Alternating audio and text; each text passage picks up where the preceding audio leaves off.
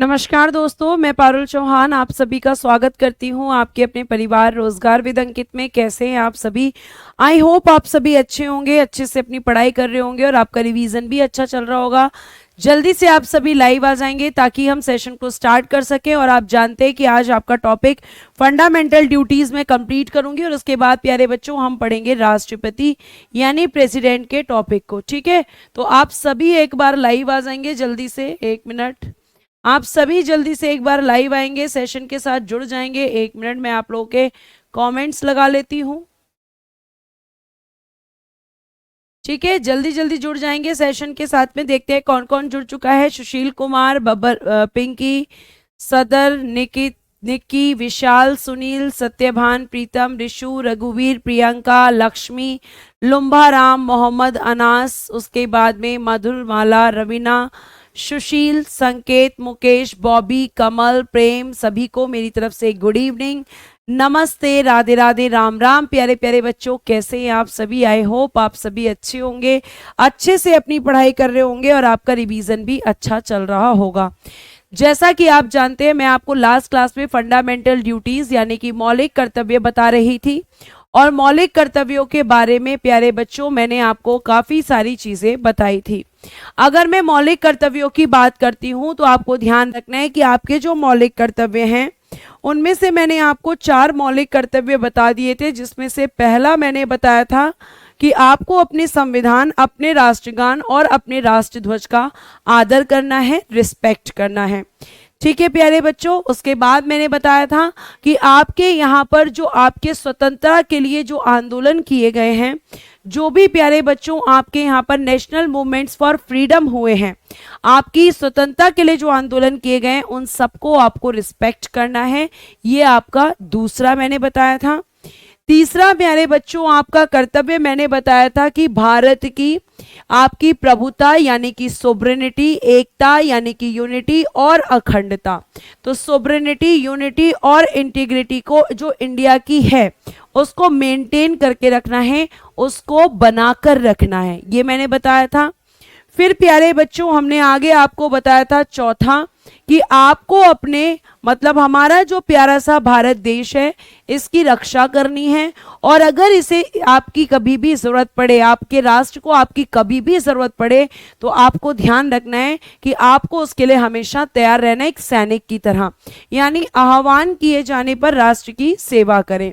तो to defend the country and render national service when called upon to do so, यानी कि आपको क्या करना है, आपको केवल और केवल आपको अपने देश की जो है रक्षा करनी है। और साथ साथ अगर कभी आपके देश को आपकी जरूरत पड़ती है तो एक सैनिक की तरह आपको हमेशा अपने देश को तैयार रखना है, तैयार रहना है अपने देश को बचाने के लिए।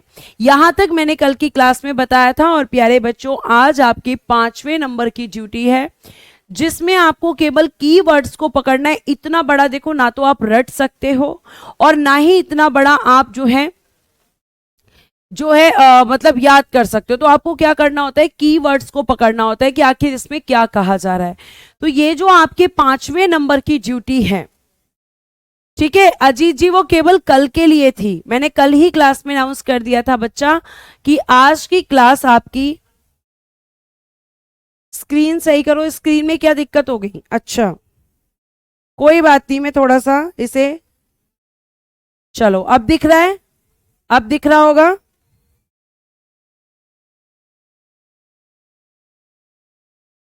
अब दिख रहा होगा, चलो अब पढ़ लो शांति से। ठीक है, अब ध्यान से पढ़ लो। अब देखिए यहां पर, ठीक तो कर दिया बेटा, अब बताओ अब क्या दिक्कत हो गई? अब क्या दिक्कत है, अब कहां दिक्कत आ रही है? बोर्ड आपने कहा ठीक कर दो, मैंने ठीक कर दिया। अभी ठीक है सब कुछ? अभी सब कुछ ओके है? क्या हम आगे पढ़ सकते हैं? अभी ठीक है ना? अब पढ़ सकते हैं आगे? चलो, थैंक यू।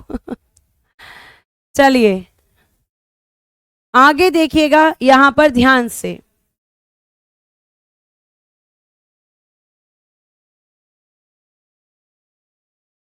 पहले मुझे ये बताओ अभी ठीक है ना? अभी पढ़ सकते हैं? चलिए अब ध्यान से पढ़ लीजिए। अब देखिए यहां पर इसमें क्या कहा गया है। इसमें प्यारे बच्चों एक तो आपसे कहा गया है कि आपको समान भ्रातृत्व की भावना का विकास करना है, यानी आप जितने भी भारतीय हैं सबके अंदर क्या होना चाहिए? भाईचारा। भाईचारा यानी कि भाव कैसा विकास? भाईचारे का विकास। ठीक है। उसके बाद जो धर्म, भाषा या क्षेत्र या वर्ग पर आधारित सभी भेदभाव से आपको अलग रहना है, यानी कि भेदभाव को समाप्त करना है। भेदभाव समाप्त, चाहे वो भेदभाव किसी भी आधार पर हो, रिलीजन बेस हो या फिर आपका जो है लैंग्वेज बेस हो या फिर आपका जो है एरिया बेस हो या फिर आपका कास्ट बेस हो, सारे भेदभाव को आपको खत्म करना है। उसके बाद ऐसी प्रथाओं का त्याग करें जो स्त्रियों के सम्मान के विरुद्ध हो। यानी अगर मैं इसे एक लाइन में बोलूं तो आपको स्त्रियों यानी कि फीमेल्स का रिस्पेक्ट करना है, स्त्रियों का सम्मान करना है और जो भी इनके खिलाफ प्रथाएं हैं उनको खत्म करना है। जैसे पहले के समय में आपकी सती प्रथा होती थी, जैसे आपके पहले के समय में क्या होती थी? सती प्रथा होती थी। ठीक है। तो सती प्रथा क्या थी? महिलाओं के खिलाफ थी, तो उसको खत्म करना चाहिए था। तो आपको क्या क्या यहां पे ध्यान रखना है? ध्यान से सुनिएगा। आपको भाईचारे की भावना का विकास करना है, भेदभाव को समाप्त करना है और स्त्रियों का सम्मान करना है। कौन से नंबर की ड्यूटी कह रही है? 5वें नंबर की। अब भेदभाव किसी भी तरीके का हो, चाहे जाति के आधार पे, भाषा के आधार पे, धर्म के आधार पे, कोई भी भेदभाव हो, ये सब आपको खत्म करना है, भाईचारे का विकास करना है और प्यारे बच्चों स्त्रियों का सम्मान करना है। इतनी बात समझ में आई? जी हाँ, सती प्रथा हो गई, दास प्रथा हो गई, उसके अलावा आपका प्यारे बच्चों और भी बहुत सारी ऐसी प्रथाएं थी जिससे महिलाओं का शोषण हुआ था, जिससे महिलाओं का शोषण हुआ था। ठीक है, आपको ये पता होना चाहिए और अगर समझ आ गया है तो थम्स अप भी करेंगे। और अगला आपका देखिएगा छठा। छठा वाला आपसे क्या कह रहा है? छठी वाली ड्यूटी आपसे क्या कह रही है? हमारी सामाजिक संस्कृति, मतलब हमारा जो कंपोसाइट कल्चर है। अगर मैं एक बात करूं तो प्यारे बच्चे इसमें किसकी बात की जा रही है? इसमें संस्कृति की बात की जा रही है, इसमें कल्चर की बात की जा रही है कि हमारा जो भी कल्चर है उसको हमें प्रिजर्व करना है, मतलब हमें उसको उसका परिरक्षण करना है। या एक तरीके से कह सकते हैं कि आपका इंडिया का जो भी कल्चर है उसको आपको बनाकर रखना है। जैसे अगर हम देखें तो आज के समय में हम वेस्टर्न कल्चर को फॉलो कर रहे हैं। आज के समय में हम क्या कर रहे हैं? वेस्टर्न कल्चर को, चाहे खाने की बात करो, पहनने की बात करो। पहले क्या होती थी? बड़ी बड़ी ज्वाइंट फैमिली होती थी, अब ज्वाइंट फैमिली का कल्चर खत्म होता जा रहा है। ठीक है, हमारा जो पहनावा है वो खत्म होता जा रहा है, हम वेस्टर्न कल्चर को फॉलो कर रहे हैं हर चीज में। तो यहां पे बोला जा रहा है कि हमारी जो संस्कृति है, जिसके लिए हमें देश विदेशों में जाना जाता है, इंटरनेशनल लेवल पे जाना जाता है, उस संस्कृति को हमें समझना है कि संस्कृति का कितना महत्व है और प्यारे बच्चों हमें इस संस्कृति की रक्षा करनी है। यानी आपका जो कंपोसाइट कल्चर है, इसमें पहनना, खाना, रहना जो भी है प्यारे बच्चों, वो सब आपको कहां पर आपको मेंटेन करके रखना है? कौन से नंबर की ड्यूटी में? 6th नंबर के ड्यूटी में। ठीक है, केवल कमेंट करोगे तो कभी समझ में नहीं आएगा। उद्देश्य जिसका केवल कमेंट करना है उसे कभी समझ में नहीं आएगा। और मैं ये देख रही हूं कि जब से क्लास शुरू हुई है नॉन स्टॉप आपके कमेंट्स आ रहे हैं। समझ में आएगा भी नहीं अगर आप सिर्फ कमेंट पे फोकस करेंगे। इसमें ऐसा क्या मैंने बता दिया जो आपको समझ नहीं आ रहा? ऐसा तो मैंने कुछ नहीं बताया। क्या आपको भाईचारा नहीं पता? क्या आपको भेदभाव नहीं पता? भाईचारा आपको बता चुकी हूं प्रस्तावना में, भेदभाव आपको पढ़ा चुकी हूं फंडामेंटल राइट्स में, अखंडता बता चुकी हूं, इंटीग्रिटी बता चुकी हूं, संप्रभुता बता चुकी हूं। सारे शब्द तो आपके पढ़े हुए हैं ये, और फिर भी कह रहे हो कि हमें समझ नहीं आ रहा। इसका मतलब अब एक बस कमेंट करते रहना है, लगातार करते रहना है,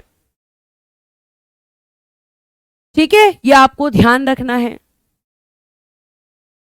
आगे देखिए नेक्स्ट क्वेश्चन नंबर, आप सॉरी ड्यूटी नंबर 7, सिंपल सी बात है, protect and enhance the natural environment. आपको केवल अपने पर्यावरण को सुरक्षित रखना है। और पर्यावरण में कौन कौन आता है मैम? वन आते हैं यानी कि फॉरेस्ट, झील यानी कि लेक्स, नदी यानी कि रिवर, और वन्य जीव यानी कि वाइल्ड लाइफ।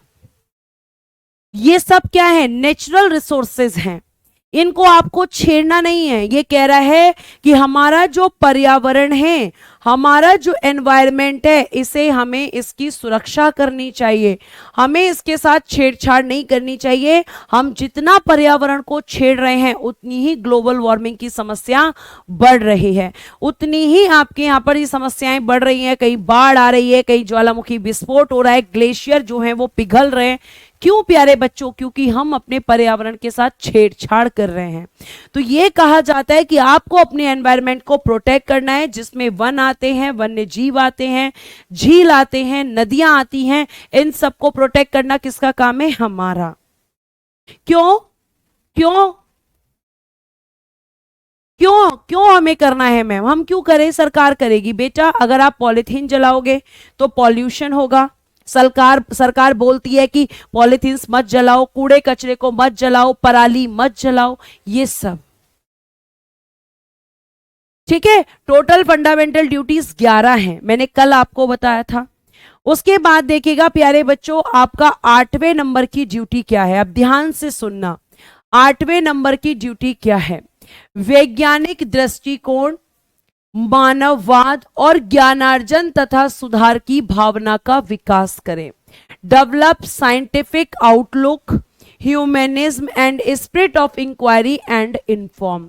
यानी ये सिंपल सी बात कह रहा है कि आपको अपने अंदर साइंटिफिक अप्रोच को डेवलप करना है, मानववाद की भावना को अपने अंदर लेकर आना है, ज्ञान को अपने अंदर लाना है, और कोशिश करनी है कि इन सब से आप देश में सुधार कर सके।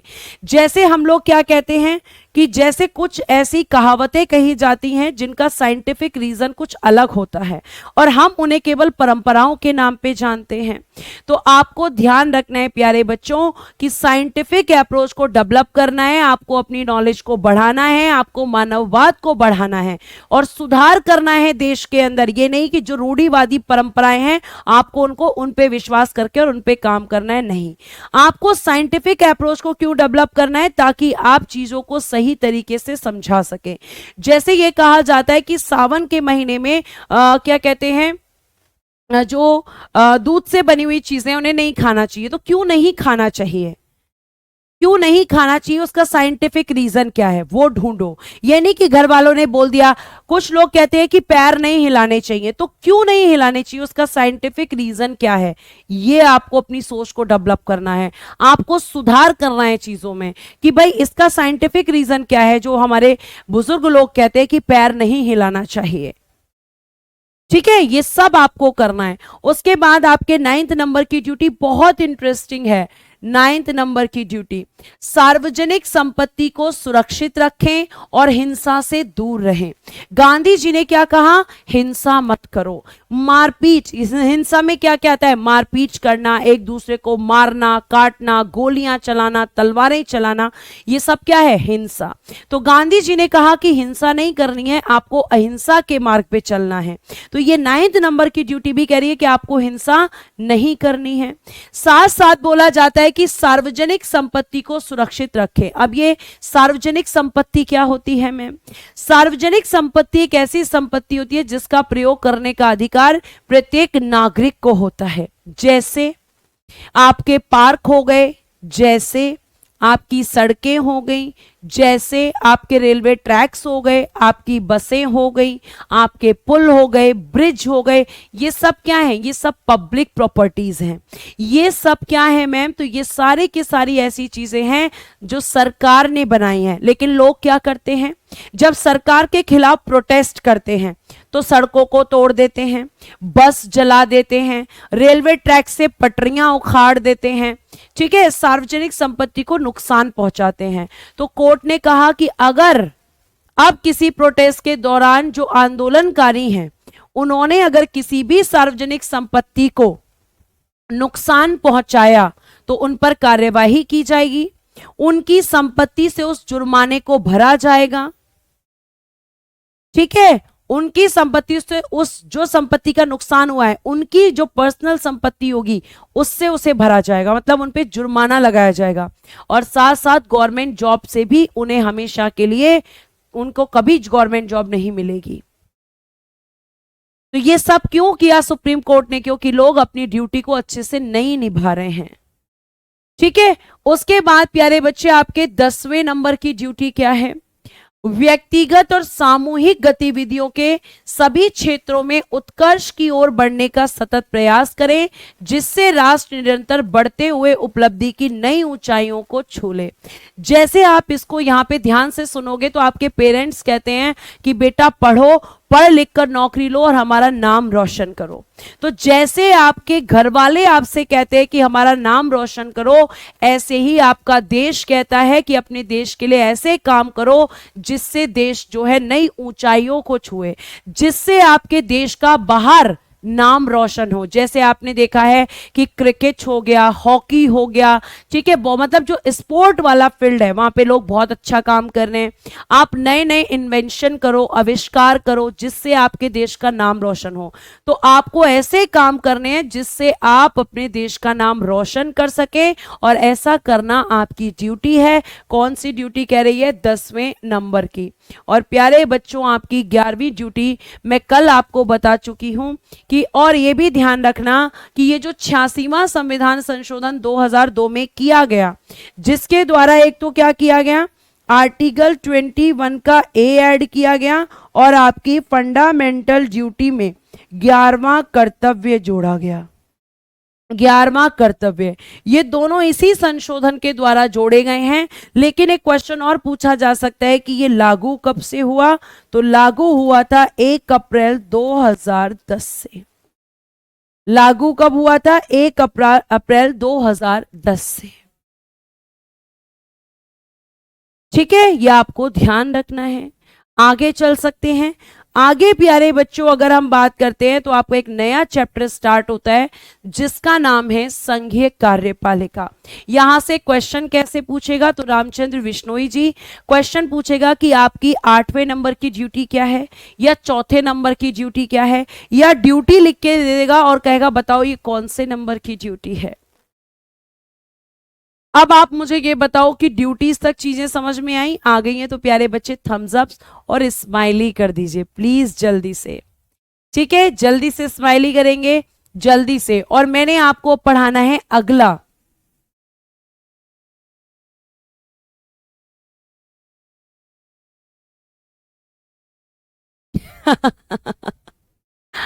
रोहित चौहान कह रहे हैं मैम 10वीं तो ले दे के हुई है, और आप बोल रही है खोज करो। नहीं नहीं मत करो खोज, भाई कुछ और काम कर लो, उससे अपने देश का नाम रोशन कर लो। जरूरी थोड़ी है कि इन्वेंशन ही करो, स्पोर्ट्स में कुछ कर लो, पढ़ने में मन नहीं लगता तो गेम खेल लो, है ना, लेकिन गेम भी फिर ऐसे खेलो कि उसमें कुछ अच्छा हो सके, ठीक है बेटा। Thank you so much for your response everyone. जो बच्चे ध्यान से पढ़ते हैं उन्हीं की ये स्माइली आती हैं। आगे देखिए, आगे अगर मैं आपसे बात करूं तो आपने एक मेरे मुंह से वर्ड सुना है, संघीय कार्यपालिका, द यूनियन एग्जीक्यूटिव। सबसे पहले तो कार्यपालिका क्या होता है, ध्यान से सुनो। कार्यपालिका, एग्जीक्यूटिव, एग्जीक्यूटिव, कार्यपालिका, एग्जीक्यूटिव, इसका कार्य क्या होता है, इसका फंक्शन क्या है, तो इसका फंक्शन है कानूनों को लागू करना, कानूनों को लागू करना, ठीक है, लागू करना, यानी कि execute of the laws, execute of the laws. कानूनों को लागू करना किसका काम होता है? कार्यपालिका का। और ये जो कार्यपालिका होती है बेटा, ये कार्यपालिका कैसे होती है? तो कार्यपालिका एक तो होती है आपकी संघीय कार्यपालिका और दूसरी होती है आपकी राज्य कार्यपालिका, यानी कि स्टेट एग्जीक्यूटिव, स्टेट एग्जीक्यूटिव। ये दो कार्यपालिका होती हैं, जिसमें प्यारे बच्चे हम सबसे पहले क्या पढ़ने वाले हैं? सबसे पहले पढ़ेंगे यूनियन एग्जीक्यूटिव। इस यूनियन एग्जीक्यूटिव के अंदर क्या क्या आता है, किस किस को हमें पढ़ना है और यूनियन एग्जीक्यूटिव कहां पर है? तो यूनियन एग्जीक्यूटिव आपके संविधान के भाग 5 में है और ये आपका भाग 5 पूरा संघ से संबंधित है, यानी संघीय कार्यपालिका। प्यारे बच्चे, अगर आपसे पूछा जाए कि संघीय कार्यपालिका जो हम पहले पढ़ेंगे यूनियन एग्जीक्यूटिव, ये आपके कॉन्स्टिट्यूशन के किस पार्ट में है? तो मैम पार्ट 5, यानी कि भाग 5 में है और आर्टिकल 52 से लेकर 78, 52 से लेकर 78 तक आपकी संघीय कार्यपालिका है। संघीय कार्यपालिका आपकी आर्टिकल 52 से लेकर 78 तक है। और इस संघीय कार्यपालिका के अंदर कौन कौन आता है? तो लिखिएगा यहां पर कौन कौन, इसको हमें क्या क्या पढ़ना है। इसमें प्यारे बच्चों हम राष्ट्रपति यानी कि प्रेसिडेंट को पढ़ेंगे, प्रेसिडेंट को हम पढ़ेंगे। उसके बाद प्यारे बच्चों उपराष्ट्रपति यानी कि वाइस प्रेसिडेंट को हम पढ़ेंगे, उपराष्ट्रपति, वाइस प्रेसिडेंट, इनको हमें पढ़ना है। उसके बाद आपको पढ़ना है मंत्री परिषद, ठीक है, मंत्री परिषद यानी कि काउंसिल ऑफ मिनिस्टर्स को हम पढ़ेंगे, काउंसिल ऑफ मिनिस्टर्स। और इसी काउंसिल ऑफ मिनिस्टर्स में, काउंसिल ऑफ मिनिस्टर्स और इसी काउंसिल ऑफ मिनिस्टर्स के साथ हम पढ़ेंगे मुख्यमंत्री, प्रधानमंत्री यानी कि प्राइम मिनिस्टर, यानी कि प्राइम मिनिस्टर, प्राइम मिनिस्टर हम पढ़ने वाले हैं। और लास्ट हम इसी में पढ़ेंगे अटॉर्नी जनरल, अटॉर्नी जनरल, इन्हीं को कहते हैं प्यारे बच्चे संघीय कार्यपालिका, इन्हीं को हम कहते हैं यूनियन एग्जीक्यूटिव, इन्हें हिंदी में कहते हैं महान्यायवादी। ये सब आपको इस यूनियन एग्जीक्यूटिव के अंदर पढ़ना है और अच्छे से चीजों को पढ़ना है, ठीक है। अब यहां पे सबसे पहला जो आर्टिकल है वो है आर्टिकल नंबर 52, तो ध्यान से जरा देखना और अच्छे से पढ़ना। आर्टिकल नंबर 52, आर्टिकल नंबर 52 कहता है कि भारत के एक राष्ट्रपति होंगे, भारत के एक राष्ट्रपति होंगे, यानी राष्ट्रपति पद का जिक्र कहां पर है? आर्टिकल नंबर 52 में। राष्ट्रपति नाम का एक पद है, ये बात कहां पर है? आर्टिकल नंबर 52 में, ठीक है। यानी हम कहेंगे कि there shall be a president of India, president of India, Bharat के एक राष्ट्रपति होंगे। कौन सा आर्टिकल कह रहा है? आर्टिकल नंबर 52, केवल इतना ही कह रहा है, केवल और केवल इतना ही कह रहा है, ठीक है। और अगर मैं आपसे बात करूं कि आर्टिकल नंबर 52 किसके पद की बात कर रहा है, तो राष्ट्रपति पद की बात कर रहा है, ठीक है। यह आपको ध्यान रखना है। अब प्यारे बच्चों देखो, यही बात यहां पर लिखी हुई है जो मैंने अभी लिखकर बताई है। आर्टिकल 52 से 78 तक संघीय कार्यपालिका के बारे में बात की गई है, जिसमें राष्ट्रपति, उपराष्ट्रपति, प्रधानमंत्री, मंत्रिपरिषद तथा भारत के महान्यायवादी संबंधी प्रावधान दिए गए हैं। ये सब मैंने अभी आपको यहां लिखकर बताया है, ये रही स्लाइड जो यहां लिखा है। उसके बाद आपको ध्यान रखना है कि फिर मैंने 1 मिनट रुक जाएंगे। अच्छा, एक क्वेश्चन, ये बहुत इजी सा क्वेश्चन है। कार्यपालिका, विधायिका और भारत न्यायपालिका भारतीय लोकतंत्र के 3 आधार स्तंभ हैं। ये क्वेश्चन कैसे पूछा जाता है कि आपके 3 पिलर्स ऑफ इंडियन डेमोक्रेसी कौन होते हैं? तो 3 पिलर्स में आपकी विधायिका यानी कि लेजिस्लेटिव आती है, दूसरा पिलर आपका कार्यपालिका यानी कि एग्जीक्यूटिव होता है, और तीसरा पिलर होता है प्यारे बच्चों न्यायपालिका।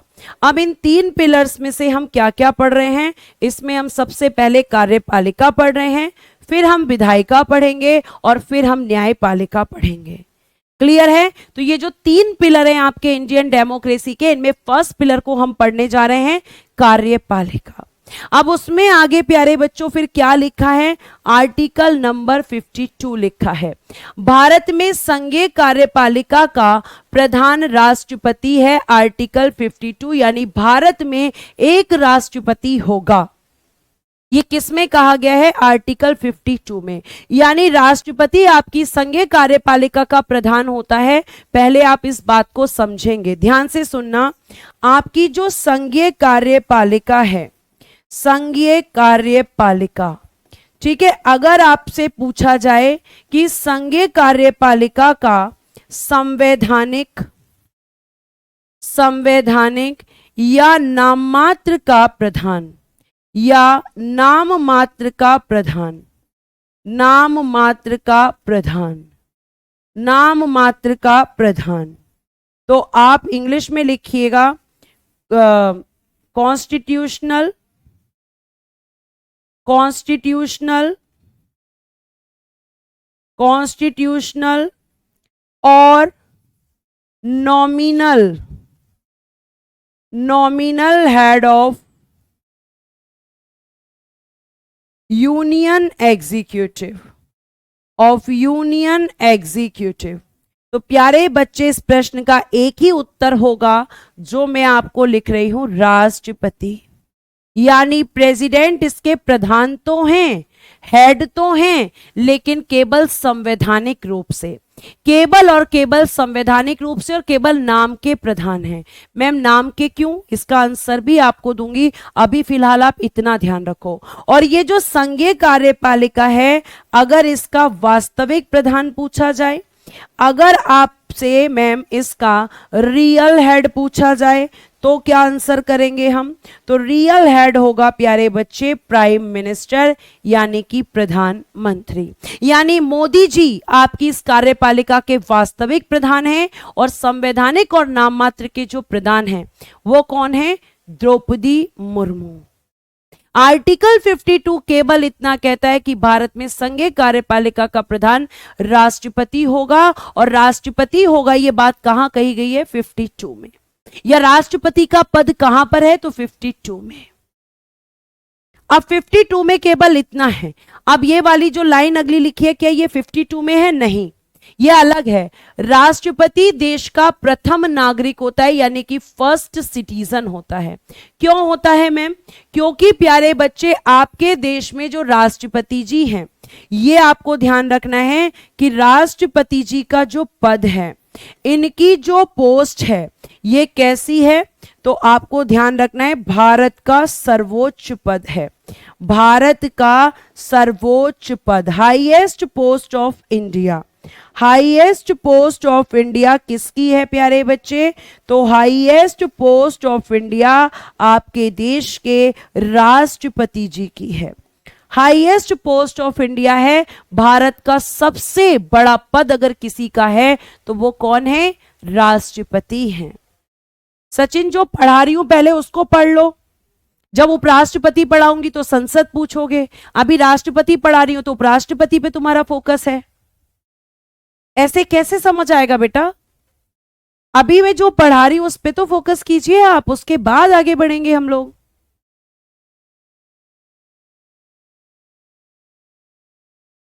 ठीक है, आर्टिकल 52 में क्या है? शाबाश संदीप, आपने मैं इतनी देर से आर्टिकल 52 समझा रही हूं कि भारत के एक राष्ट्रपति होंगे और राष्ट्रपति संघीय कार्यपालिका के प्रधान होंगे। राष्ट्रपति के बारे में बताता है आर्टिकल 52 कि आपके देश में एक राष्ट्रपति होंगे और वो राष्ट्रपति आपकी संघीय कार्यपालिका के प्रधान होंगे। अगर आप ऐसे पढ़ेंगे तो मैं अगले साल तक भी सिलेबस कंप्लीट नहीं करवा पाऊंगी। आपका फोकस ही नहीं होता है क्लास के अंदर। बेटा बहुत गलत बात है ये।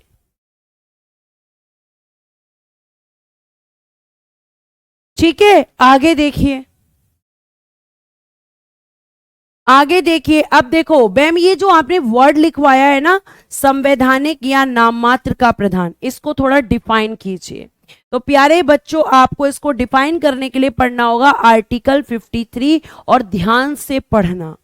आर्टिकल 53 को आपको बहुत ध्यान से पढ़ना है।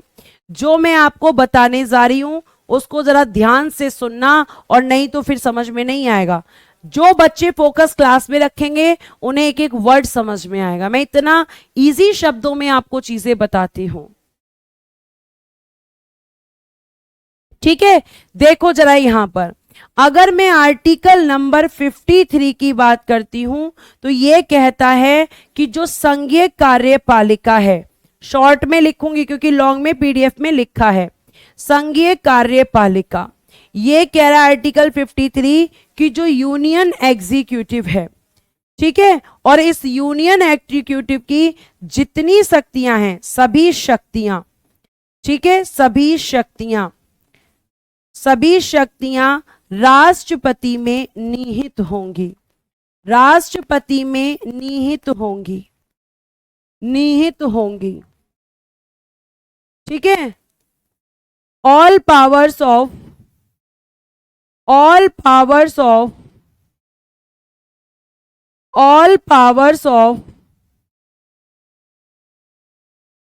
union executive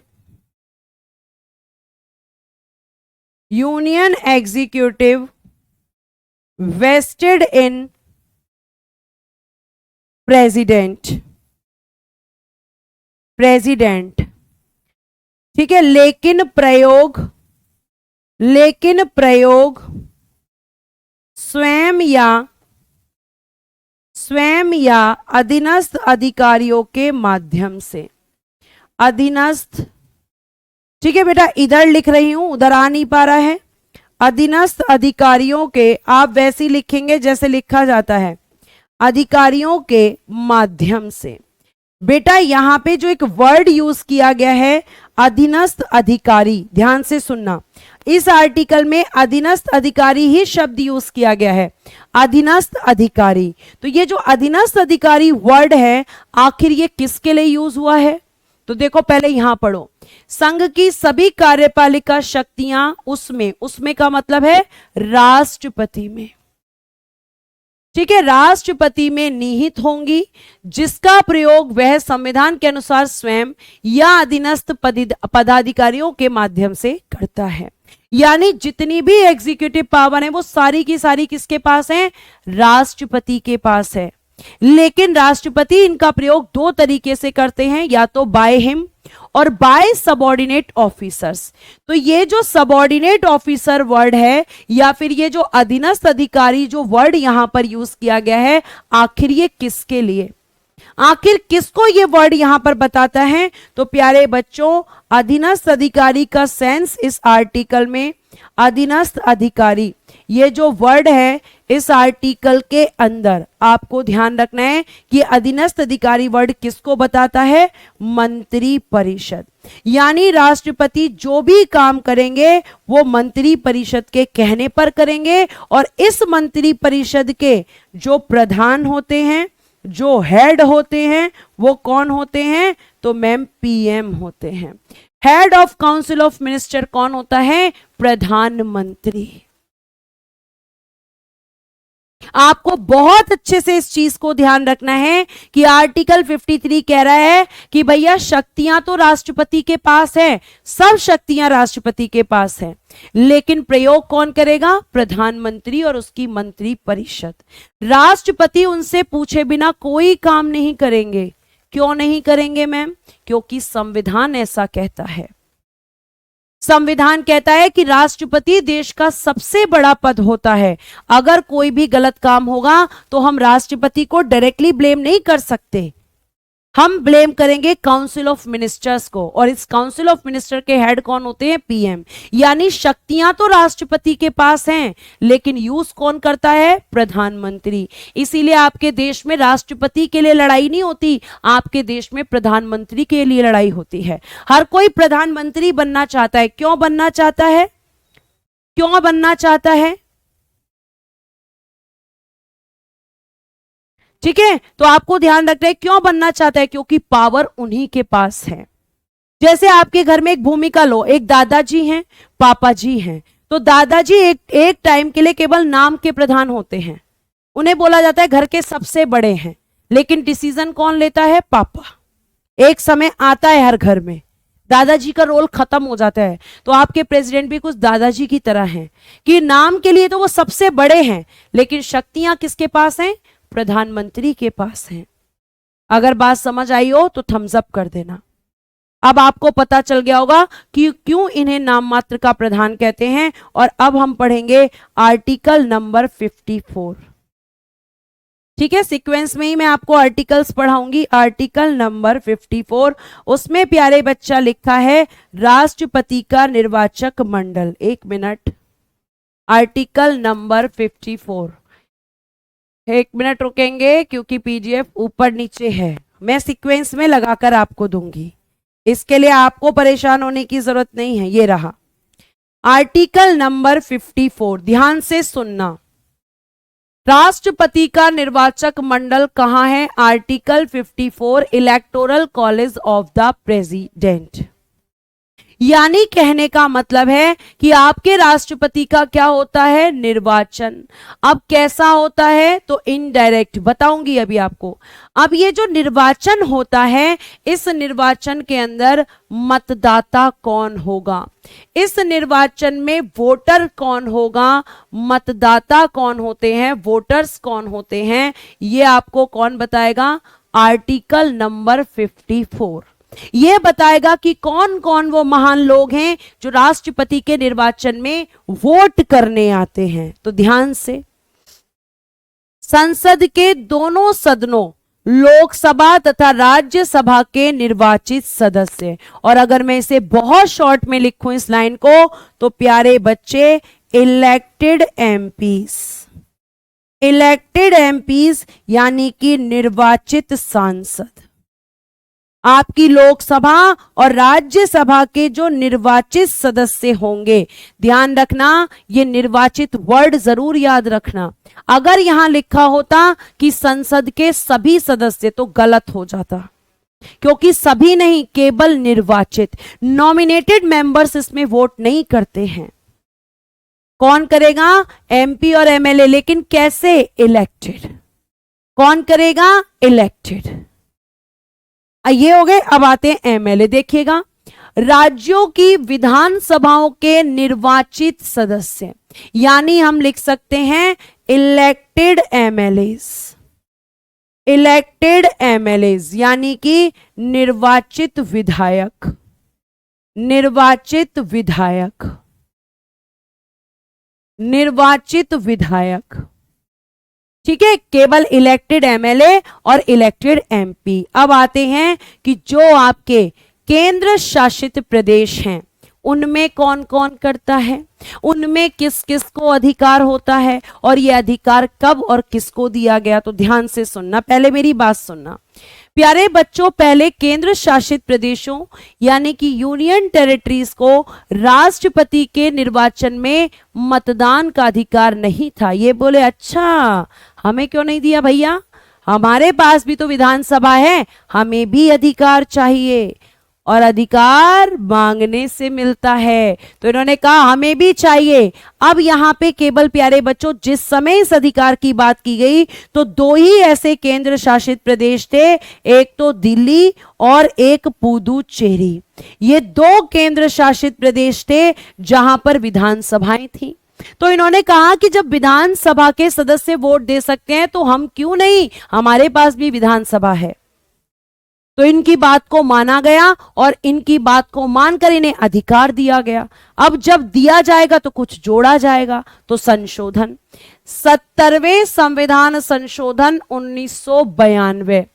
इस संशोधन के द्वारा दिल्ली तथा पुदुचेरी संघ शासित राज्य की विधानसभा के निर्वाचित सदस्यों को भी राष्ट्रपति के निर्वाचक मंडल में शामिल कर लिया गया।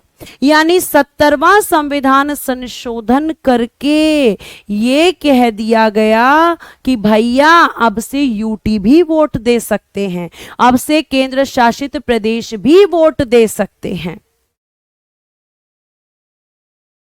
कौन दे सकता है? अब से केंद्र शासित प्रदेश भी वोट दे सकते हैं। यह आपको ध्यान रखना है। और ये जो केंद्र शासित प्रदेश हैं, इनमें अब एक और जुड़ गया है, जम्मू कश्मीर। यानी दिल्ली, पुदुचेरी और जम्मू कश्मीर के जो इलेक्टेड एमएलएज हैं, जो यहां के निर्वाचित विधायक हैं, वो भी आपके राष्ट्रपति के इलेक्शन में वोट देते हैं। लेकिन 1992 से पहले ऐसा अधिकार नहीं था। 1992 से पहले ऐसा अधिकार नहीं था। ठीक है, जल्दी से दिल्ली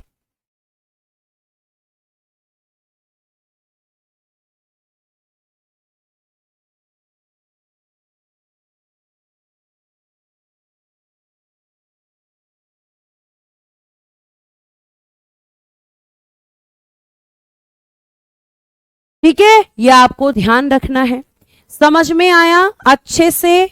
तो यहां पे किस किस को? सांसद और विधायक। पुदुचेरी में कौन, संघ शासित प्रदेशों में कौन कौन? तो दिल्ली, पुदुचेरी और जम्मू कश्मीर। दिल्ली पुदुचेरी को कौन सा संशोधन? 70वां। ये संशोधन करके कह दिया गया अगर कल के दिन लक्षद्वीप में भी बन जाती है तो लक्षद्वीप भी दे सकता है। ठीक है, यह आपको ध्यान रखना है, क्योंकि 3 में ही विधानसभा है तो 3 को ही मिलेगा। हाँ जी, इस क्लास से सीजीएल हो जाएगा। आपका एसएससी जितने एग्जाम कराती है सारे हो जाएंगे। आगे देखिएगा, आगे हम बात करते हैं और आगे की तरफ अब जाएंगे तो आर्टिकल 54 के बाद आर्टिकल नंबर 55 की बात करेंगे। और आर्टिकल 55 में क्या है कि अभी हमने ये जाना कि राष्ट्रपति का निर्वाचक मंडल मतलब कौन कौन वोट देता है। ठीक है, अब बात करते हैं कि राष्ट्रपति का इलेक्शन कैसे होता है। तो ध्यान से सुनेंगे, राष्ट्रपति के निर्वाचन की रीति, manner of election of the president, article number 55 किसमें दिया गया है? आर्टिकल नंबर 55 में। यह आपको ध्यान रखना है। रविकांत जी 1992 होगा, आप उसको ठीक कर लीजिए।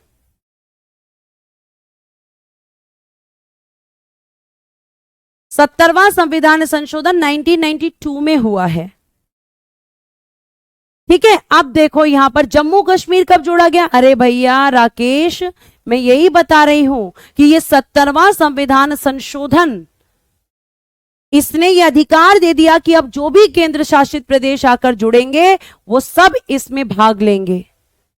बार बार थोड़ी संशोधन करता रहेगा, एक बार कर दिया कि अब इस संशोधन के द्वारा जो भी केंद्र शासित प्रदेश में विधानसभा बनेगी वो यहां पे वोट करेगा। जम्मू कश्मीर 2019 में क्या बना? केंद्र शासित प्रदेश। तो इस संशोधन के द्वारा उसे अधिकार मिल गया।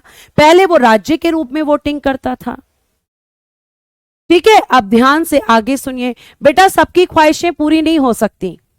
कुछ बच्चे कह रहे हैं टाइम बिल्कुल चेंज मत करो, कुछ कह रहे हैं सुबह में कर दो, कुछ कह रहे हैं दोपहर में कर दो। बेटा आप बहुत सारे हैं और मैं अकेली हूं, सबकी मर्जी नहीं चल सकती है। आप अपने अंदर यूनिटी लेकर आइए, तब मैं टाइम के लिए बात कर सकती हूं। ठीक है, अब आर्टिकल नंबर 55 में देखो, सबसे पहले राष्ट्रपति का निर्वाचन कैसे होता है? तो अप्रत्यक्ष निर्वाचन प्रणाली, इनडायरेक्ट इलेक्शन सिस्टम, यानी कि वोटर्स कौन होंगे? एमपी एमएलए, क्योंकि जहां पर प्रत्यक्ष होता है वहां जनता वोट करती है, लेकिन राष्ट्रपति के इलेक्शन में जनता वोट नहीं करती है। ठीक, आगे देखिएगा। और ये बात किसमें? आर्टिकल 55 में। उसके बाद यहां पे कि भाई यहां पे क्या मेथड होता है, तो राष्ट्रपति का निर्वाचन आनुपातिक प्रतिनिधित्व पद्धति के अनुसार एकल संक्रमणीय मत प्रणाली द्वारा, proportional representation by means of the single transferable vote system. जितने भी भारत में इनडायरेक्ट इलेक्शन होते हैं उन सब का यही मेथड है, आनुपातिक प्रतिनिधित्व पद्धति के अनुसार एकल संक्रमणीय मत प्रणाली द्वारा, proportional representative system and single transferable vote system.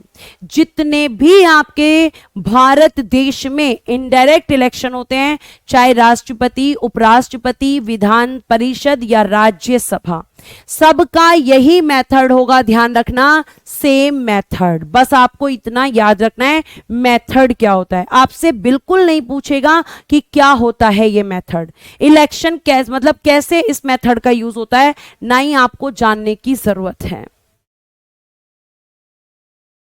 ठीक है, आगे देखिएगा। ऐसे निर्वाचन में मतदान गुप्त होगा, यानी कि प्यारे बच्चों वोटिंग कैसी होती है? सीक्रेट वोटिंग होती है। मैम सीक्रेट वोटिंग कैसे होती है? तो ध्यान से सुनो। जैसे तुम सीक्रेटली चुगली करते हो, सुन भाई ये बात मत बताइयो, ऐसे करते हो ना चुगली चुप चुप के, क्यों? ताकि किसी को पता ना चले। तो एमपी एमएलए से कहा जाता है सुनो भैया तुमने किस कैंडिडेट को वोट दिया है, मतलब आपके राष्ट्रपति में ए और बी ये दो कैंडिडेट हैं, ये दोनों इलेक्शन लड़ने के लिए तैयार हैं, तो आपके एमपी एमएलए ये नहीं बताएंगे कि किसने ए को वोट दिया और किसने पी को। अगर उन्होंने बता दिया तो वोट कैंसिल। अगर तुम्हारी पोल खुल गई, जैसे तुम चुगली करते हो, तो फिर लड़ाई। तो यहां क्या होता है? लड़ाई नहीं, यहां वोट कैंसिल हो जाता है। ठीक है, तो कहने का मतलब यह है कि सीक्रेट वोटिंग होती है। कोई एमपी एमएलए ये नहीं बता सकता कि उसने किस कैंडिडेट को वोट दिया है। समझ आई बात? हंसी आ रही है? चलो, तुम्हारे ये चेहरे मुस्कुराते हुए देखकर मुझे लगता है पढ़ते पढ़ते तुम मुस्कुरा रहे होगे। काश मैं तुम्हें देख पाती जब तुम मुस्कुराते हो, और काश ऑनलाइन मौका बन जाता जाकि मैं तुम्हें मार सकती जब तुम बहुत ज्यादा बदमाशी करते हो। ठीक है, बदमाशी करते, सोचो कितना अच्छा होता अगर ऑनलाइन डंडा या ऑनलाइन घुसा होता, कितना मजा आता। रोहित चौहान जी, ये सब कहने की बातें हैं कि चुगली लड़कियों का डिपार्टमेंट है, लड़के भी कम नहीं करते। ठीक है, आगे देखिएगा, आगे चल सकते हैं। अब बात करते हैं आर्टिकल नंबर 56 और राष्ट्रपति का कार्यकाल। ध्यान से सुनना बेटा, बहुत अच्छे से। ठीक है, ये क्या है? आर्टिकल नंबर 56 में टर्म ऑफ ऑफिस, और अगर मैं इसे बहुत सिंपल लैंग्वेज में बताऊं तो आर्टिकल 56 में है प्यारे बच्चे आपके राष्ट्रपति जी का कार्यकाल, इनका टेन्योर दिया गया है। अगर कोई आपसे सिंपल पूछे कि राष्ट्रपति का कार्यकाल कितना होता है, तो मैम हम बता देंगे 5 वर्ष। कितना होता है बेटा? 5 वर्ष का होता है। कितने दिन का? 5 वर्ष का, 5 इयर्स का होता है। ठीक है, 5 इयर्स का होता है। चलो अब ध्यान से सुनो। आर्टिकल 56 के अनुसार राष्ट्रपति पद ग्रहण की तिथि से 5 वर्ष तक की अवधि तक अपना पद धारण करता है। और 5 वर्ष किस दिन से रहता है? तो आपको ध्यान रखना है कि 5 वर्ष पद ग्रहण के दिन से, यानी जिस दिन वो राष्ट्रपति के पद को संभालते हैं, जिस दिन वो राष्ट्रपति की कुर्सी पर बैठते हैं, उस दिन से लेकर किस दिन तक रहता है? तो मैम 5 वर्ष तक रहता है। ध्यान रखना। ठीक है, आगे देखिए। अब बात आती है अगले पॉइंट की। अगला पॉइंट क्या है? कि कभी भी उपराष्ट्रपति को अपना त्याग पत्र दे सकते हैं। अगर मान लो भैया इन्हें 5 वर्ष काम नहीं करना, तो जबरदस्ती तो कर नहीं सकते, तो इनके पास एक ऑप्शन है कि 5 वर्ष से पहले, बेटा 65 वर्ष नहीं होगा अनीता और रमाकांत, क्योंकि राष्ट्रपति के लिए मैक्सिमम एज नहीं है। अभी ये चीज मैं बताऊंगी जब इनकी क्वालिफिकेशंस बताऊंगी कि राष्ट्रपति कितने उम्र तक बन सकते हैं। सब्र करो बेटा, सब्र करो, रुको रुको थोड़ा थोड़ा सा पेशेंस लेकर आओ, ठीक है। आगे देखिए, कभी भी क्या कर सकते हैं, उपराष्ट्रपति को अपना त्यागपत्र, मतलब भैया इन्हें 5 वर्ष काम नहीं करना, तो ये क्या कहेंगे कि लो भैया उपराष्ट्रपति साहब मेरा त्यागपत्र, मैं आगे कंटिन्यू नहीं कर सकता। तो त्यागपत्र देने का अधिकार किसे दिया गया है, उपराष्ट्रपति को देते हैं ये, ठीक है। आगे देखिएगा, आगे अब देखो एक क्वेश्चन ये पूछा जाता है, क्वेश्चन के फॉर्म में समझते हैं क्वेश्चन, क्या राष्ट्रपति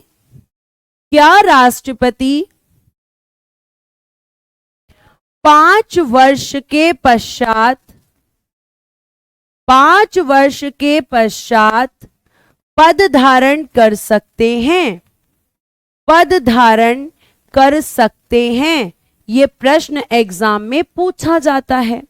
तो आप क्या आंसर करेंगे, ज्यादातर बच्चे जिन्होंने अभी नहीं पढ़ा वो कहेंगे नहीं कर सकते, लेकिन बेटा कर सकते हैं, ध्यान से। क्या आंसर होगा, हाँ कर सकते हैं, लिखा है देखो, तब तक अपना पद धारण किए रहते हैं जब तक कि उनका उत्तराधिकारी यानी कि नया राष्ट्रपति अपना पद ग्रहण नहीं कर लेता। जैसे कई बार बेटा ऐसा होता है कि इलेक्शन में देरी हो जाए, इलेक्शन टाइम पे ना हो पाए, तो जो द्रौपदी मुर्मू हैं ये अपने पद पर उस समय तक रहेंगी जब तक नए राष्ट्रपति नहीं आ जाएंगे। ये आपको ध्यान रखना है, जब तक नए राष्ट्रपति नहीं आ जाएंगे तब तक प्यारे प्यारे बच्चों ये अपने पद पर रहेंगे, यानी 5 साल बाद भी ये अपने पद पर रह सकते हैं। जब तक नया राष्ट्रपति नहीं आएगा ये अपनी कुर्सी पे चिपके रहेंगे, इन्हें कोई नहीं हिला सकता। समझ आई बात, ये आपको ध्यान रखना है चलिए आगे, अब एक क्वेश्चन और पूछा जाता है कि जब राष्ट्रपति अपना त्यागपत्र उपराष्ट्रपति को देते हैं तो उपराष्ट्रपति इसकी सूचना किसको देते हैं। जैसे आपसे प्रश्न पूछा जाएगा कि बताओ उपराष्ट्रपति किसको ये बताएंगे कि राष्ट्रपति ने त्यागपत्र दे दिया है। जैसे एक पड़ोसी ने दूसरे पड़ोसी को एक बात बताई, अब उसके पेट में दर्द है कि मुझे तीसरे पड़ोसी को भी बतानी है, तो उपराष्ट्रपति को भी यहां बतानी होती है बात, ठीक है। कैसे बतानी होती है, देखो राष्ट्रपति जब उपराष्ट्रपति को अपना त्यागपत्र देता है तब उपराष्ट्रपति तत्काल इसकी सूचना लोकसभा अध्यक्ष को देता है। बेटा इंपॉर्टेंट पॉइंट है। तो राष्ट्रपति का कार्यकाल 5 वर्ष, किस दिन से, पद ग्रहण के दिन से। क्या उपराष्ट्रपति 5 वर्ष क्या राष्ट्रपति 5 वर्ष बाद रह सकते हैं, रह सकते हैं। क्या मैम ये अपना त्यागपत्र किसको देते हैं, उपराष्ट्रपति को। और जैसे ही उपराष्ट्रपति को त्यागपत्र देते हैं उपराष्ट्रपति किसको बताने पहुंच जाते हैं, लोकसभा अध्यक्ष को, यानी स्पीकर ऑफ लोकसभा को। अब ये कौन होता है ये बताऊंगी मैं आपको संसद जब पढ़ाऊंगी। क्लियर है, ये आपको ध्यान रखना है ठीक है। हाँ, नए राष्ट्रपति आकर उनको छुड़ाएंगे, उनको कहेंगे अब कुर्सी छोड़ दो, ठीक है। आगे देखिए, थैंक यू दिलवर कुमार जी, ठीक है। आगे देखिए, अब आगे हम बात करते हैं, अगली बात है आर्टिकल 56 के बाद में कि क्या मैम आर्टिकल 57 भी हमें पढ़ाएंगी। जी भाई बिल्कुल पढ़ाऊंगी, कोई आर्टिकल छोड़ने वाली नहीं हूं। जरा ध्यान से देखना, आर्टिकल नंबर 57 देखते हैं पहले है किधर छुपा हुआ है। थोड़ा आर्टिकल्स ऊपर नीचे लग गया है, कोई दिक्कत नहीं है, हम है ना तो हम सब सही कर लेंगे मिलकर। आर्टिकल नंबर 57 आखिर जाएगा कहां, ये रहा। अब आपके प्रश्न का उत्तर कि भाई एक व्यक्ति कितनी बार राष्ट्रपति बन सकता है, तो कितनी भी बार बन सकता है। एक व्यक्ति कितनी बार राष्ट्रपति बन सकता है, ध्यान से सुनो। तो आर्टिकल 57 में कहा गया है कि कोई व्यक्ति राष्ट्रपति पद पर पुनर्निर्वाचन री इलेक्शन के लिए योग्य है। जैसे कि प्यारे बच्चों, अगर मैं बोलूं इसे साधारण शब्दों में, तो एक व्यक्ति कितनी भी बार राष्ट्रपति बन सकता है, कितनी भी बार राष्ट्रपति बन सकता है, लेकिन उसे हर 5 साल में जो इलेक्शन होते हैं उनमें क्या करना होगा, जीतना होगा। क्या मैम आज तक कोई राष्ट्रपति एक से ज्यादा बार बना है? यस। इसका एग्जाम्पल है, इसका उदाहरण है डॉक्टर राजेंद्र प्रसाद। डॉक्टर राजेंद्र प्रसाद दो बार भारत के राष्ट्रपति बने। 2 बार भारत के राष्ट्रपति बने। बेटा आपके यहां पर एक व्यक्ति कितनी भी बार राष्ट्रपति बन सकता है, लेकिन क्या करना होगा, हर बार उसे इलेक्शन को जीतना होगा, तब जाकर वो बन सकता है।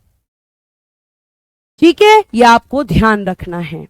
अब आते हैं कि अब राष्ट्रपति बनेंगे कैसे मैम, वो भी तो बताओ। अब आ जाते हैं योग्यताओं पर। यह रही आपकी राष्ट्रपति पद की योग्यताएं। ध्यान से बेटा, आपको राष्ट्रपति अगर बनना है तो क्या क्या चाहिए, क्या क्या आपको चाहिए, तो आप कहेंगे राष्ट्रपति की योग्यताएं आर्टिकल नंबर 58 में है। क्वालिफिकेशंस ऑफ प्रेसिडेंट कहां पर हैं, आपके आर्टिकल नंबर 58 में, जिसमें आपका सबसे पहले कही गई है, बेटा मोदी जी प्रधानमंत्री हैं नैन्सी, राष्ट्रपति नहीं। ठीक है, ये आपको ध्यान रखना है। मैं आप फर्स्ट वर्कशीट की आंसर की नहीं दोगे ना, दूंगी भैया, क्यों नहीं दूंगी, तुम्हारा ऑर्डर है। तुम्हारा ऑर्डर मैं कैसे टाल सकती हूँ, ये बताओ मुझे, तुम्हारे ऑर्डर्स कैसे टाल सकती हूँ। आज की वर्कशीट मिल गई होगी मुझे लगता है अभी, और आज की वर्कशीट में आंसर की भी है। जो लास्ट वाली वर्कशीट की आंसर की है वो टाइप हो रही है, पड़ जाएगी। इतना परेशान मत हुआ करो, टेलीग्राम पे शेयर कर दूंगी मैं। अब ध्यान से सुनिए कि राष्ट्रपति कब तक बन सकते हैं, एज लिमिट क्या होती है, पढ़ा लिखा होना जरूरी है नहीं है, ये सब आगे देखें। यहाँ पहला होता है वह भारत का नागरिक हो। बेटा तुम सिटीजनशिप पढ़ चुके हो, केवल नागरिकता जरूरी होती है, उसका जन्म भारत में हुआ हो ये जरूरी नहीं है। अच्छा एक चीज और ध्यान रखना कि अमेरिका में प्रेसिडेंट एक व्यक्ति केवल 2 ही बार बन सकता है, लेकिन आपके देश में कितनी भी बार बन सकता है, आपके देश में कोई लिमिट नहीं है। ठीक है, आगे देखो यहां पे, वह भारत का नागरिक हो, यानी कि he should be a citizen of India, केवल सिटीजन हो, जन्म से हो ये जरूरी नहीं है। आगे, वह 35 वर्ष की आयु पूरी कर चुका हो, he has completed 35 years of age, यानी कि ये प्यारे बच्चों उसकी मिनिमम एज होती है, ये उसकी न्यूनतम आयु होती है। जैसे अगर तुम्हें वोट करना है तो कम से कम 18 साल के होने चाहिए, तभी तुम वोट कर सकते हो। ऐसे ही अगर राष्ट्रपति बनना चाहते हो तो कम से कम 35 साल के होगे तब राष्ट्रपति बन जाओगे, वरना राष्ट्रपति नहीं बनोगे। अब अगर मैं बात करूं, जो तुम्हारा क्वेश्चन दौड़ दौड़ के आ रहा है कि मैम मैक्सिमम एज क्या होती है, मैम अधिकतम आयु कितनी होती है, तो प्यारे बच्चों जो अधिकतम आयु होती है ना, वो आप लिखेंगे कि मैम संविधान में निश्चित नहीं, संविधान द्वारा निश्चित नहीं, not fixed by the constitution. ठीक है, do not fixed by the constitution. संविधान ने कहा कोई लिमिट नहीं है, कितनी भी एज तक बन सकते हो, जब तक एक व्यक्ति नहीं मर जाता तब तक वो राष्ट्रपति बन सकता है। समझ आई बात? मिनिमम एज है, मैक्सिमम एज नहीं है। आगे अब देखो, ये वाला जो थर्ड वाला पॉइंट है, बहुत ध्यान से सुनना भैया, बहुत ध्यान से तुम्हें सुनना है, बहुत अच्छे से देखना। ये कह रहा है लोकसभा का सदस्य निर्वाचित होने की योग्यता रखता हो, यानी कि he must be qualified to be elected as a member of the Lok Sabha. यानी अगर कोई व्यक्ति राष्ट्रपति बनना चाहता है तो उसके पास एमपी बनने की क्वालिफिकेशन हो, लेकिन एमपी नहीं होना चाहिए। मतलब यहां लिख लेना, लेकिन लोकसभा का सदस्य ना हो, लेकिन लोकसभा का सदस्य ना हो, लेकिन लोकसभा का सदस्य ना हो।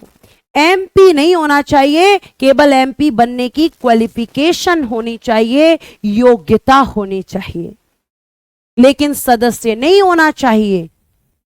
ये आपको ध्यान रखना है। आगे आगे मैम क्या कहा जा रहा है, आगे और क्या क्या होना चाहिए, तो बेटा जरा ध्यान से और बहुत अच्छे से सुनना कि ये हो गई आपकी। उसके अलावा देखो चौथा लिखो, लाभ के पद पर ना हो, लाभ के पद पर ना हो। चौथी आपकी योग्यता, यानी कि do not hold office of the profit, office of the profit. Ma'am ये क्या होता है, ऑफिस ऑफ द प्रॉफिट क्या होता है? तो प्यारे बच्चे साधारण शब्दों में सरकारी नौकरी ना हो, सरकारी नौकरी ना हो। जो भी पद आपके ऑफिस ऑफ द प्रॉफिट में ऐसे पद आते हैं जिसके लिए सरकार तुम्हें पैसे देती है, जैसे अभी आप किसकी तैयारी कर रहे हो, गवर्नमेंट जॉब की। तो अगर आप राष्ट्रपति इन फ्यूचर कभी बनना चाहते हो तो पहले आपको गवर्नमेंट जॉब को छोड़ना होगा, फिर आप राष्ट्रपति बन सकते हो। ठीक है, उसके बाद पांचवा, पागल ना हो, पागल ना हो। Do not unsound mind, do not unsound mind. पागल नहीं होना चाहिए भाई, पागल को तो राष्ट्रपति बना नहीं सकते हैं, तो पागल नहीं होना चाहिए। ठीक है, और आपका छठा, दिवालिया ना हो, दिवालिया ना हो, यानी कि do not insolvent, do not insolvent, दिवालिया ना हो, मतलब बैंकरप्ट नहीं होना चाहिए, बैंकरप्ट नहीं होना चाहिए। मतलब तुमने बैंक से पैसे लिए, भैया लेते समय तो बड़ा अच्छा लग रहा है, लेकिन दिए नहीं और लेकर भाग गए बैंक के पैसे, तो तुम्हें क्या घोषित किया जाएगा, दिवालिया। Example for Vijay Mallya, example for Vijay Mallya, ये आपको ध्यान रखना है। पागल नहीं हो, दिवालिया ना हो, लाभ के पद पर। अच्छा मैम ऐसा कोई पद है जो लाभ का पद नहीं है? हाँ बेटा, ऐसे आपके बहुत सारे पद हैं जो लाभ के पद नहीं हैं। ध्यान से सुनिएगा, देखो यहां लिखा हुआ है वो इस सरकारी नौकरी वाला पॉइंट, भारत सरकार, राज्य सरकार या किसी स्थानीय प्राधिकरण के अधीन कोई लाभ का पद धारण ना करे, मतलब किसी सरकारी नौकरी में ना हो, और अगर धारण करता है तो राष्ट्रपति पद के लिए योग्य नहीं होगा। अगर आप सरकारी नौकरी में हो या तो पहले उसे छोड़ो, और अगर नहीं छोड़ रहे हो तो राष्ट्रपति नहीं बन सकते। ठीक है, दिवालिया मतलब मैंने अभी बताया है, ध्यान से सुनिए। दिवालिया का मतलब होता है कि आपने बैंक से पैसा उधार लिया, बैंक ने कहा लो भैया, लेकिन अब वापस करने का समय आया तो तुम भाग गए बैंक का पैसा लेकर, तो उसको कहते हैं बैंकरप्ट, यानी कि तुमने बैंक के पैसे की चोरी कर ली। समझ आई? आगे आगे देखो, अब कौन से ऐसे पद हैं जो लाभ के पद नहीं हैं। देखो, राष्ट्रपति, उपराष्ट्रपति, राज्यों के राज्यपाल, संघ अथवा राज्य मंत्रियों के पद को लाभ का पद नहीं माना जाता। ध्यान रखना, पीएम भी लाभ का पद नहीं है और सीएम भी लाभ का पद नहीं है। तो the post president, vice president, governor, states and minister of the union और states are not considered office of the profit. ये सब लाभ के पद नहीं हैं, क्योंकि ये तो खुद सरकार है, ये तो खुद सरकार के अंग हैं, तो ये लाभ के पद नहीं है। ठीक, आगे चल सकते हैं। चलो आगे देखो। अब बेटा चैलेंज आ गया यहां पे सबसे बड़ा, ये वाला चैलेंज है। बाकी सब तो तुम्हारे पास है, तुम कहोगे मैम हम पागल नहीं हैं, मैम हमारे पास सरकारी नौकरी भी नहीं है, मैम हम 35 साल के आज नहीं है कल हो ही जाएंगे, भारत के नागरिक भी हैं हम, तो हम राष्ट्रपति बन सकते हैं। और बेटा राष्ट्रपति, प्रधानमंत्री, मंत्री और नेता बनने के लिए आपको पढ़ने लिखने की जरूरत नहीं है, ये भी आपको ध्यान रखना है। ठीक, अब ध्यान से सुनिएगा, बहुत आराम से। चैलेंज क्या है? ये कहा जाता है कि आपके पास में होने चाहिए प्रस्तावक, यानी कि प्रपोजर्स। और कितने होने चाहिए ये प्रपोजर्स? बेटा 50। और आपके पास होने चाहिए अनुमोदक, यानी कि सेकेंडर्स। ध्यान से सुनना, सेकेंडर्स। अब मैं तुम्हें एक ही बार में समझा दूंगी, क्योंकि तुम्हारी भाषा में समझाऊंगी 50। चलो अब ध्यान से सुनो प्यारे बच्चे, एक लड़का, नाम लिख लेते हैं, एक लड़का है जिसका नाम है सोहन, ठीक है, एक लड़की है जिसका नाम है रमा। अब ये लड़की है, ध्यान से सुनना, और बेटा ये लड़का है। अब इसको, सोहन को, रमा को क्या करना है? प्रपोज। क्या करना है? इसको प्रपोज करना है। अब प्रपोजल का रिजल्ट कुछ भी आ सकता है, जूते भी पड़ सकते हैं, लेकिन फिर भी इसे क्या करना है? प्रपोज करना है। इसने रिजल्ट की चिंता नहीं करनी, क्योंकि अभी तो इसे आशिकी चढ़ी है, तो ये पहले प्रपोज करेगा उसको। तो अब ये प्रपोज करने गया, तो बेटा आप देख रहे हो कि सोहन क्या है? अलग व्यक्ति है। अब यहां पे जो प्रपोजल को एक्सेप्ट करेगी या रिजेक्ट करेगी वो कौन है? रमा। तो प्यारे बच्चे प्रपोजर्स कौन होते हैं? सोहन। यानी कि जो एक कैंडिडेट का नाम लेकर आएंगे कि हम इस व्यक्ति को राष्ट्रपति बनाना चाहते हैं, हम इस व्यक्ति को राष्ट्रपति बनाना चाहते हैं, वो कौन होते हैं? 50 प्रपोजर्स। जैसे सोहन लेके गया रमा के पास अपना प्रपोजल, ठीक है। अब रमा कौन है? रमा यहां सेकेंडर्स है, यानी प्रपोजल एक्सेप्ट भी कर सकती है और प्रपोजल को रिजेक्ट भी कर सकती है।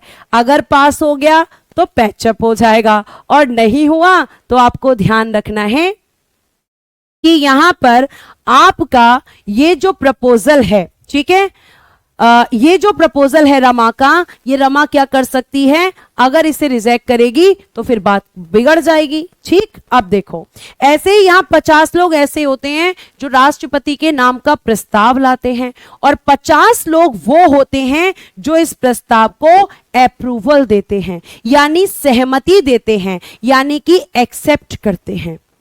तो ये प्रपोजर्स हैं और ये एक्सेप्टर्स हैं, ये आपको ध्यान रखना है। तो जिस तरीके से सोहन और रमा अलग अलग हैं, उस तरीके से प्रपोजर्स और सेकेंडर्स अलग अलग होते हैं, और इनकी संख्या 50-50 होनी चाहिए।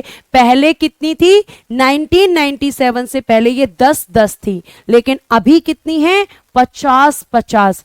आखिर मैम ये प्रपोजर्स और सेकेंडर्स होते कौन हैं? तो प्यारे बच्चे, आपके एमपीज और एमएलएज।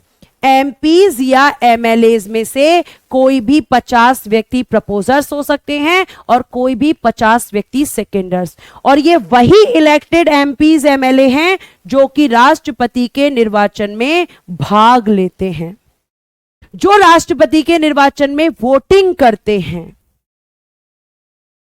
यह आपको ध्यान रखना। अच्छा, मैंने दोनों जगह लड़की लिख दिया, चलो भैया ये सिर्फ एग्जाम्पल था, इसको नोट नहीं करना है, आपको समझाने के लिए कि ये दोनों अलग अलग होते हैं। तो कितनी संख्या में? 100 लोगों का सपोर्ट चाहिए। अगर है तो बन पाओगे, वरना नहीं। 50 नॉर्मल पीपल नहीं, MP MLA, ये आपको ध्यान रखना है, ठीक है, ये आपको पता होना चाहिए। क्लियर? आगे देखिए, अब यहां पे ये प्रपोजर्स और सेकेंडर्स के बाद में एक और चीज होती है कि जो भी राष्ट्रपति का इलेक्शन लड़ना चाहता है उसे क्या करना पड़ता है?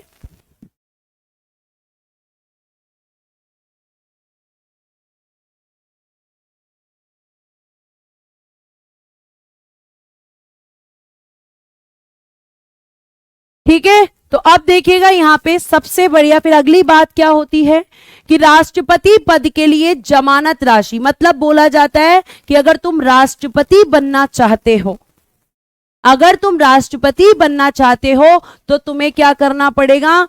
15,000 रुपए ये आपको सिक्योरिटी डिपॉजिट करनी पड़ेगी, मतलब जमानत राशि।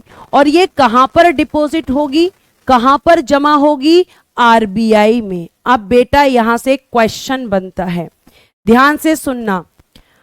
जमानत राशि, जमानत राशि कब जब्त होती है?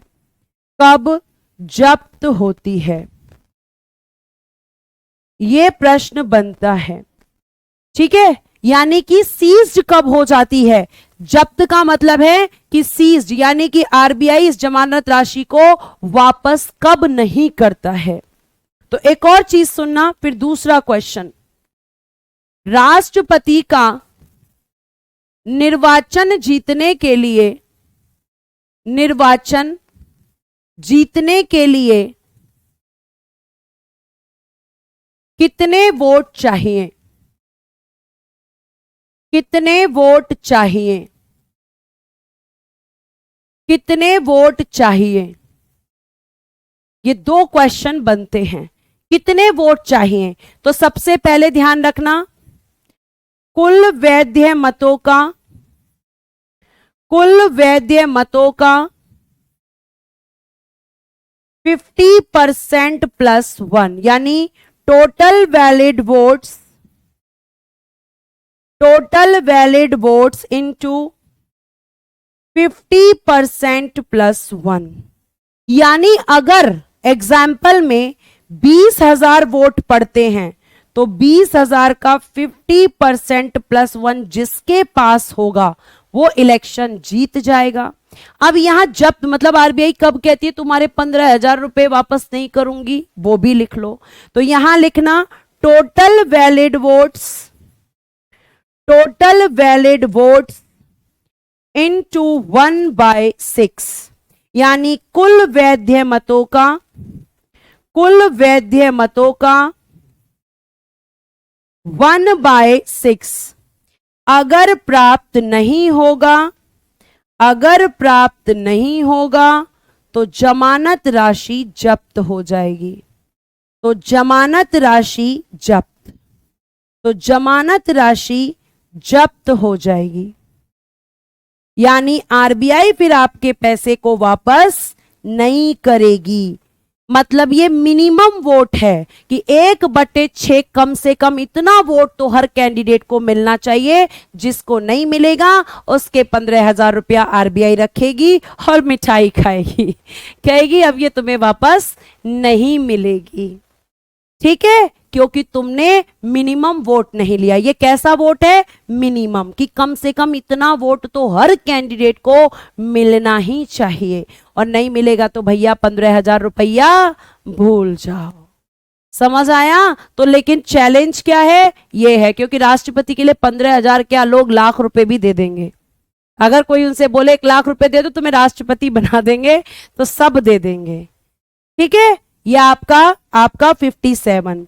अब देखिएगा यहां भी लिखा है, किसी उम्मीदवार द्वारा कुल वैध मतों का 1/6 भाग मत प्राप्त न करने पर उसकी जमानत राशि जब्त हो जाती है।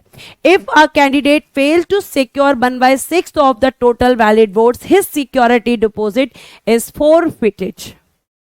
यह आपको ध्यान रखना है, ठीक। आगे देखिए, आगे अगर हम बात करें तो आर्टिकल 57 हो गया। अब आर्टिकल बात करेंगे 57 के बाद में आपके आर्टिकल 58 की।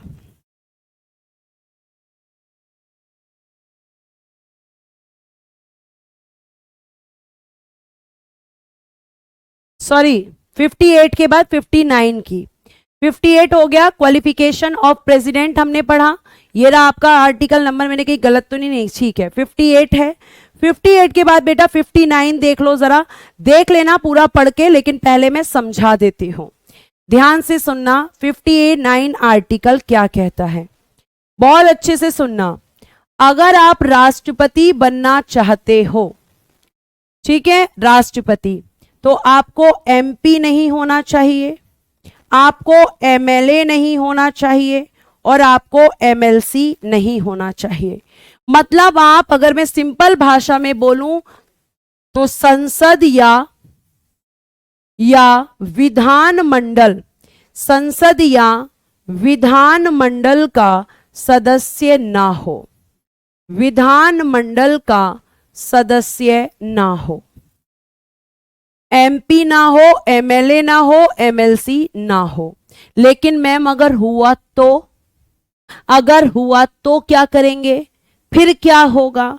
तो आप कहोगे कि यहां पर मैम इसमें ये आर्टिकल नंबर 59 बता रही हूं मैं, तो इसमें क्या है, इसमें कहा गया, अगर क्वेश्चन पूछ लिया जाए, अगर एमपी या एमएलए या एमएलसी हो तो क्या होगा, या फिर केवल इतना, अगर हो तो क्या राष्ट्रपति नहीं बन सकता? बन सकता है, लेकिन ध्यान से अगर एमपी एमएलए एमएलसी हो तो फिर जिस दिन वह राष्ट्रपति पद को ग्रहण करेगा,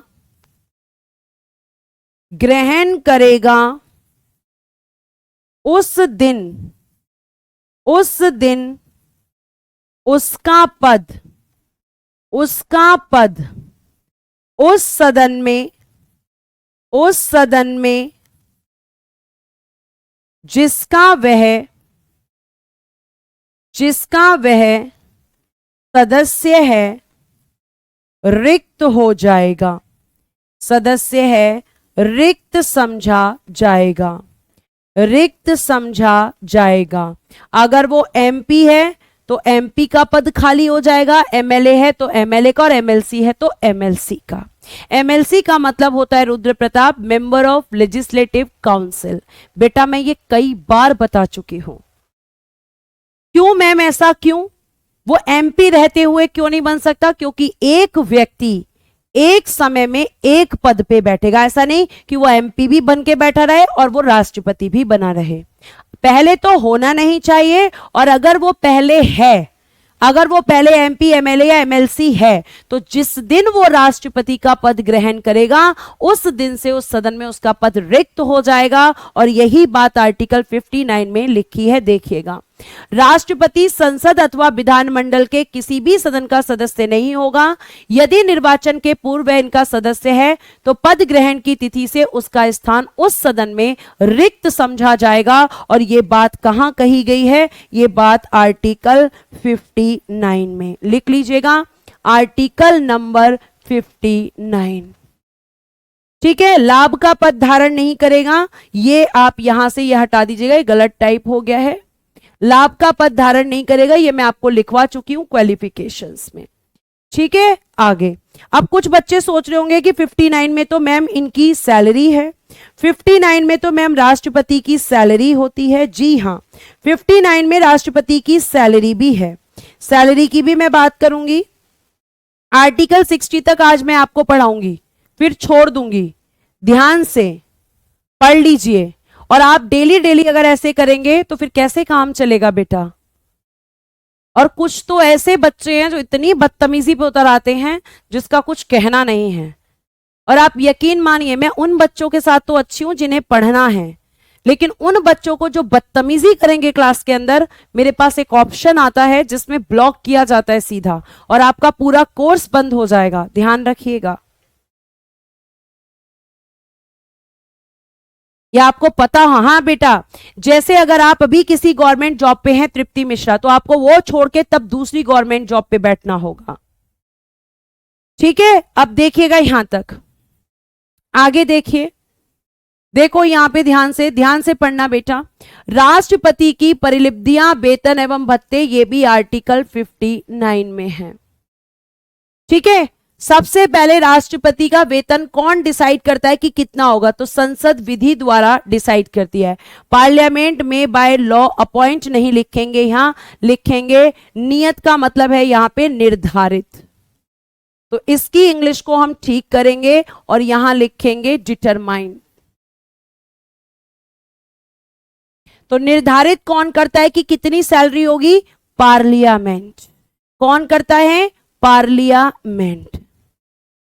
ठीक, अब आता है कि भैया वेतन कहां से दिया जाता है, तो राष्ट्रपति का वेतन भारत की संचित निधि, यानी कि कंसोलिडेटेड फंड ऑफ इंडिया, कहां पर है ये, आर्टिकल नंबर 266 में है।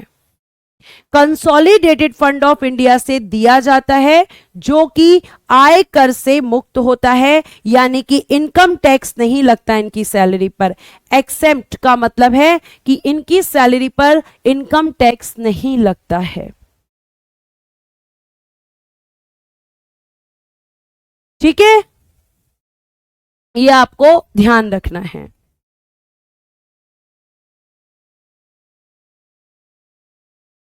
ठीक, यह आपको पता होना चाहिए। अब ये भारत की संचित निधि क्या होती है, संचित निधि किसे बोलते हैं, ध्यान से सुनो।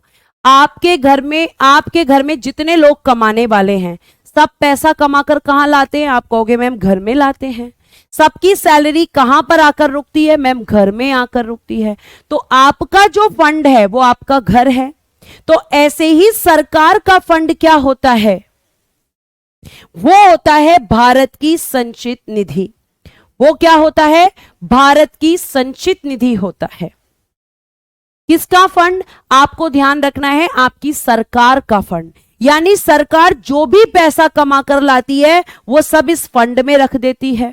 सब, चाहे सरकार किसी से लोन ले, चाहे सरकार तुम पे टैक्स लगा के पैसा कमाए, चाहे सरकार व्यापार करके पैसा कमाए, सब कहां पर आएगा, इस फंड में। अब आपके घर में सारा पैसा आ गया, अब सारा पैसा आएगा तो खर्चे कहां से होंगे, मैम उसी में से होंगे। तो यहां पर भी खर्चे कहां से होंगे, यहां पे। जब कमाई यहां पे आ रही है तो खर्चे भी यहां से होंगे। अब आपके घर में जब पैसा आता है तो वो ज्यादातर किसके हाथ में, मम्मी के हाथ में जाता है। अब मम्मी क्या करती हैं, मम्मी उस पर कंट्रोल करके रखती हैं कि फालतू खर्चा नहीं होना चाहिए। तो जैसे आपकी मम्मी आपके घर के खर्चे में नियंत्रण करके रखती हैं, कंट्रोल करके रखती हैं, इसकी मम्मी कौन होती है, इसकी मम्मी होती है संसद। यहां पे संसद का नियंत्रण होता है। देखो, आपके पापा पैसे कमा के लाके आपकी मम्मी को देते हैं, अब बेचारे लाके दे दिए, अब उनको भी खर्चे के लिए पैसे किससे मांगने पड़ते हैं, मम्मी से। तो मम्मी पूछती क्यों चाहिए पैसा तुमको, तो बेचारे पिताजी को बताना पड़ता है। वो सोचते हैं लो जी मैं ही कमा के लाया हूं और मुझे ही बताना पड़ रहा है कि मैं कहां खर्च करूंगा। तो ऐसा ही कुछ हाल आपकी सरकार का भी है। रुको सुनो, सरकार का भी यही हाल है। सरकार जब पैसा कमाती है तो कोई दिक्कत नहीं, लेकिन सरकार कहती है अब खर्च करना है, तो संसद कहती है भैया क्यों करना है, वजह बताओ क्यों चाहिए पैसा। तो ये आपकी संचित निधि। अब बात आती है कि राष्ट्रपति की सैलरी कितनी है, तो बेटा 5 लाख रुपए इनको पर मंथ मिलता है, यानी कि प्रत्येक माह इन्हें 5 लाख रुपए मिलते हैं, वो भी इनकी सैलरी पर कोई टैक्स नहीं लगता है। और लास्ट आर्टिकल हम पढ़ेंगे, आर्टिकल नंबर 60। ये लास्ट आर्टिकल है, ध्यान पूर्वक सुनिएगा जरा इस तरफ हमारी बात को, ध्यान पूर्वक। आर्टिकल 60 में क्या कहा गया है, तो आर्टिकल 60 में प्यारे बच्चे राष्ट्रपति की शपथ है, लिखिएगा राष्ट्रपति को शपथ, को शपथ उच्चतम न्यायालय के, उच्चतम न्यायालय के, न्यायालय के मुख्य न्यायाधीश, मुख्य न्यायाधीश, chief justice of supreme court, chief justice of, chief justice of, chief justice of supreme court, of supreme court दिलाते हैं।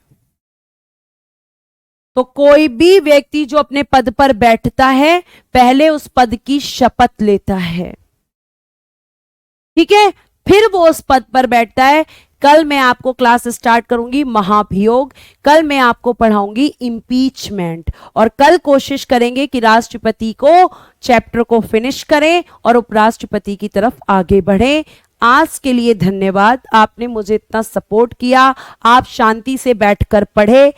धन्यवाद, bye bye, take care and good day everyone. Class अच्छी लगी हो तो स्माइली देकर जरूर जाइएगा। जय हिंद, जय भारत।